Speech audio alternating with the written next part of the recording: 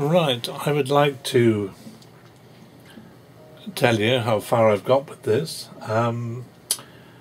I've transposed my drawing over to a larger half imperial paper, and what I need to do now is just mask all those parts that I think I'm going to need white and I don't want to go over. So I'm using an art masking fluid, which you can actually purchase from various art shops as well as online on the internet, and this particular one's made by Daler Rowney.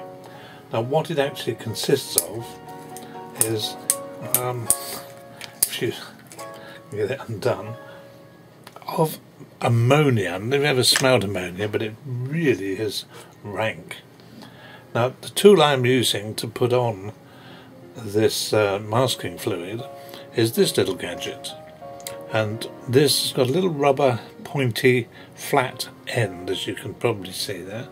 I'll put it in the light, and that I'm going to use by dipping it into this liquid and just carrying it over those parts that I've drawn in that I want to keep white, like that.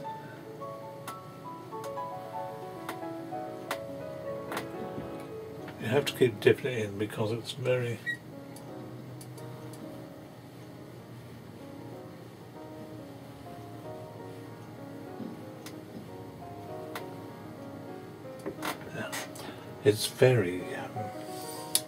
easy to go over the edge where I've gone at the top there, which I shall actually take off before I paint anything on it. Also, this large area here is going to be white, so I'll also put it all over there and a little bit on the edge there. Now I want to do this end bit here at the back, and prior to doing that, what I will use for that, I'll just put this down for a moment. What I will use for that is this masking tape. Now it's a special kind of masking tape. It's lift off, so when you put it on it will actually lift off your paper without harming it. Now I want my horizon line to be there and I want it to be straight, so I'm just going to take a bit off and I shall just simply stick that on there like that and put it down. I can now safely paint on this particular area with my large brush, wherever, and all that is safe and will give me good covering and a nice straight line where that horizon line is. Now I really want to carry this down into the sea, this sky colour into the sea, which is what I will do, and it doesn't hurt to have a nice white area right on the horizon line, so you could actually put that in the middle of the horizon line, because when you come to actually finish off, it's a very nice area to which just to put a touch of colour perhaps in there, or even leave it as the brightest part of the horizon if you wanted a sort of evening look of the picture. Now what I also have done, of course, is made myself a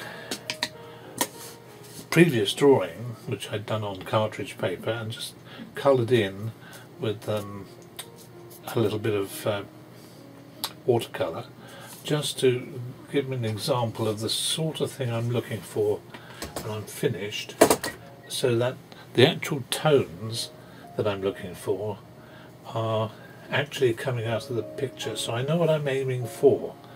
And I think one of the most important things to remember when you're making your watercolour is make sure that the drawing that you do is as accurate as possible, so that, I know a lot of people say, well, you just go straight into watercolour.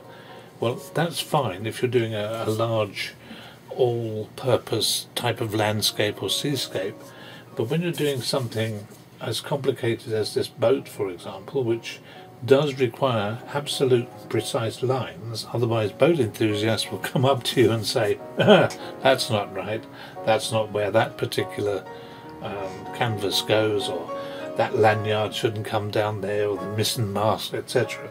I know nothing about boats, so I've had to take my ideas from boats I've seen, and in fact I won't bother to show you, but over on that side I've got a computer picture showing me where the missing mast and everything else is, so that I know these are in the right position.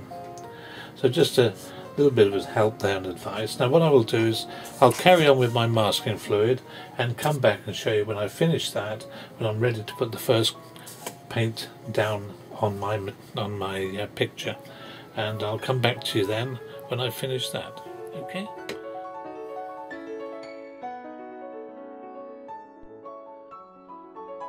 This time I'm going to show you how the larger brush is much better suited to do washes on large watercolours.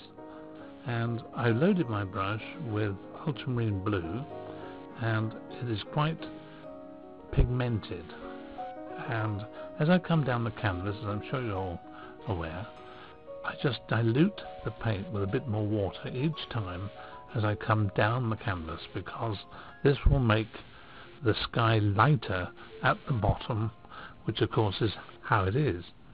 And you simply make your paint lighter by adding more water, which is what I'm doing now. And as I reach the horizon line, of course, that strip of tape that I put across there, that will keep it white and very light, of course, at that point.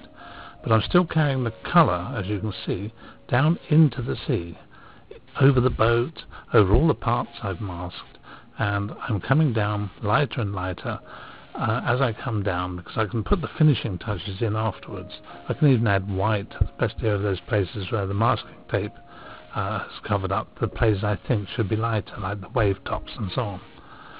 Now I've gone over the whole thing like this, which of course makes the canvas very, very wet. So what I'm going to do now is I'm going to pull out the clouds with a bit of tissue, and then I should use a hairdryer, and that in its turn will of course dry the surface of the paper. And here I go with the tissue now. This tissue is just ordinary tissue that you can get, kitchen tissue and so on. And I'm just dabbling it and round circles, half circles, just how I think a cumulus type cloud would be in late evening. And I'm going to put a bit more colour and white in this later on when it's drier. But just for now, I'm just going to force these clouds in with a little bit of tissue, and now the hairdryer. This bit I love because it does it so quickly, and people say you shouldn't use a hairdryer, but I find it quite effective, particularly if you've got a nice heavyweight paper.